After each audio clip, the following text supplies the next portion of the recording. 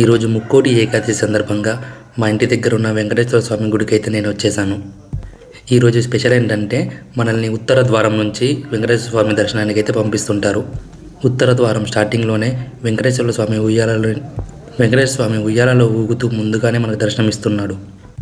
స్వామివారు ఉయ్యాలలో ఊగుతుంటే చూడడానికి రెండు కళ్ళు కూడా నాకు సరిపోవట్లేదు. మీ ఫీలింగ్ ఎలా ఉందో నాకు కామెంట్లో షేర్ చేయండి. నేను కూడా స్వామివారిని ఉయ్యాలలో ఊపుతూ గోవింద గోవింద అని నేను అనుకుంటా ఉన్నాను నా మనసులో. గుడి లోపలికి రాగానే గుడిని ఎలా అలంకరించారో చూడండి. ఈరోజు ముక్కోటి ఏకాదశి సందర్భంగా గుడిని చాలా బాగా అలంకరించారు. చూస్ చేసిన మెటీరియల్ అంతా సింపుల్గా ఉన్నా చూడడానికి చాలా బాగుంది. చూడండి గుడి మొత్తం ఎలా ఉందో, నాకైతే బాగా నచ్చింది. ఇప్పుడు స్టార్టింగ్లో ఉన్న ఆంజనేయ స్వామిని దర్శించుకుందాం. ఆంజనేయ స్వామి చాలా బాగా కనిపిస్తున్నారు చూడడానికి. స్వామివారిని చూస్తూనే ఉండాలనిపిస్తుంది నాకైతే. గుడి లోపల వెంకటేశ్వర స్వామి ఫోటో కూడా ఉంది చూడండి అక్కడ. ఇప్పుడు మన స్వామివారిని దర్శించుకుందాం పదండి.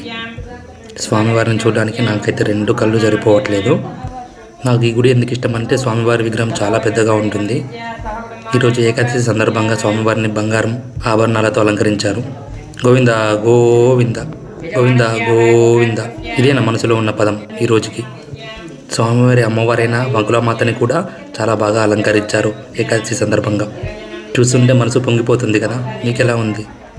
ఇలానే చూసుకుంటూ బయట నుంచే స్వామివారి దర్శనం ఎలా ఉంటుందో చూపిస్తా పదండి. మీకు కానీ ఈ వీడియో నచ్చినట్లయితే లైక్ చేసుకొని నా ఛానల్ సబ్స్క్రైబ్ చేసుకొని సపోర్ట్ చేయండి. చూడండి వెంకటేశ్వర స్వామి ముందు నుంచి ఎలా కనిపిస్తున్నాడో. గోవింద గోవింద గోవింద గోవింద ఏడుకొండలవాడ వెంకటరమణ గోవింద గోవింద. ఇప్పుడు గుడి బయట ఎలా ఉందో చూద్దాం. చూడండి ఇదంతా గుడి బయట ఇలా ఉంది. ఈ గుడిని ఈ మధ్య బాగా రెడీ చేస్తున్నారు. స్వామివారి మళ్ళీ ఒకసారి దర్శనం చేసుకుని ఈ వీడియోని ఇంతటితో ఎండ్ చేస్తున్నాను.